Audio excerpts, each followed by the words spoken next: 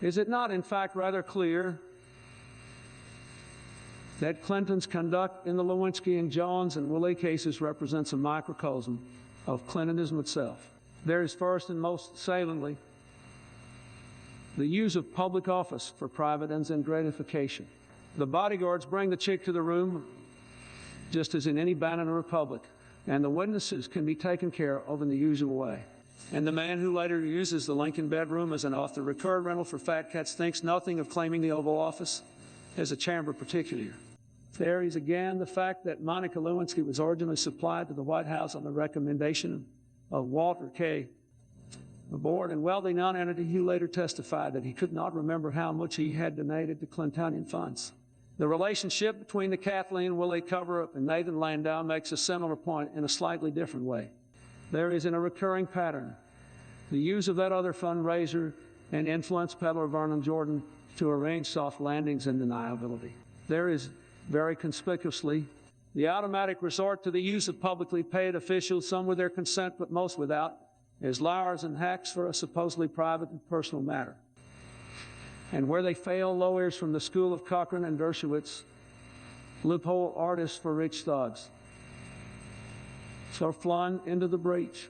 Scarcely worth noticing as being too predictable for words is the employment of White House full-timers to spread the idea that Miss Lewinsky was a stalker, as if a president who surrounded the executive mansion with ugly concrete barriers out of concern for his personal safety, and who is protected night and day by men who are paid to take a bullet for him, could be unsafe from harassment in his own Oval Office.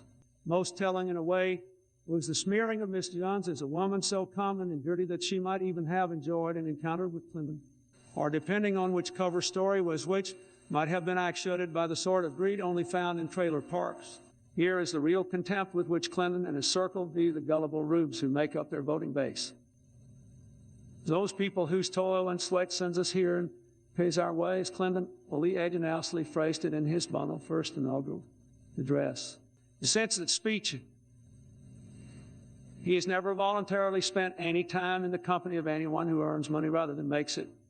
And when told by the United States Supreme Court that he had to answer questions from an apparent female nobody under the terms of a statute on sexual harassment that he had himself caused to be made law, he decided that he could lie his way out as he always had. It's not much of a repulse at this point for Clinton's people to say that the unfashionable nobody had some shady right-wing friends. However shady they were, they didn't fall to the standard of Dick Moore's. When I look out of my window in Washington, D.C., I am forced to confront the statue of General McClellan, which stands isolated in traffic at the confluence of Connecticut and in Columbia Road.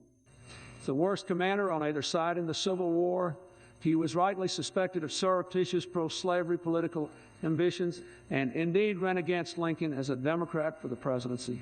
His equestrian figure, whether by accident or design, still is him pointing his horse away from the enemy and toward the White House. Accepting the Democratic Party's nomination on July 16, 1992, Clinton made the most of his Dixie drawl, as he said, "I know how President Lincoln felt when General McClellan wouldn't attack in the Civil War. He asked him, if you're not going to use your army, may I borrow it? And so I say, George Bush, if you want to use your power to help people, step aside, I will." Karl Marx predicted McClellan's firing by Lincoln and accused the supposedly timorous general of an ill-concealed sympathy for the other side. In demanding that Bush send him the reins, Clinton pretended that government would and should still be activist for the powerless. But he was, in fact, a stealthy envoy from the enemy camp. In power, he has completed the Reagan counter-revolution and made the state into a personal friend of those who are already rich and secure. He has used his armed forces in fits of pique, chiefly against the far-off and the unpopular, and on dates which suit his own court calendar. The draft dodger has mutated into a client serf of the Pentagon, the pot smoker into the chief inquisitor in the war on drugs, and the womanizer into a boss who uses subordinates as masturbatory dolls. But the liar and the son of a bitch remain, and who will say that these qualities played no part in the mutation?